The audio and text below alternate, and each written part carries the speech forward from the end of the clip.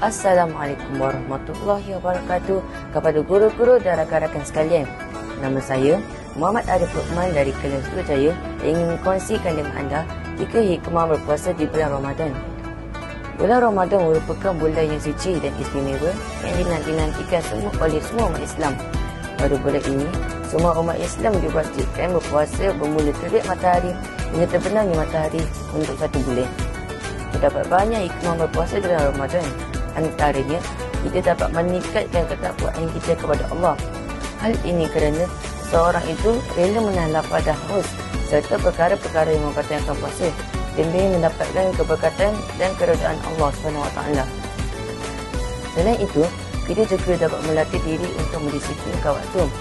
Kerana pada waktu pagi, kita akan bangun untuk bersahur. Dan setelah selesai bersahur, kita akan solat sunat. Pada waktu malam pula, kita akan berbuka puasa, kita akan solat maghrib dan isyak dan tarawih. Serta kita akan lakukan perkara-perkara yang manfaat seperti membaca Al-Quran dan berzikir. Di samping itu, juga dapat meningkatkan kesabaran kita kerana kita sanggup bersabar daripada melakukan perkara-perkara yang membatalkan puasa. Kita sebagai hamba Allah haruslah mematuhi semua perintah dan arahannya. Untuk mengakhiri kata-kata saya ini, kita seharuslah menghayati dan menghargai kedatangan Ramadan. Sebab kita tak tahu sama ada kita dapat berpuasa pada masa yang akan datang ataupun tidak. Wabillahi taufiq wal hidayah. Assalamualaikum warahmatullahi wabarakatuh. Dan selamat berpuasa di bulan Ramadan penuh barakah ini.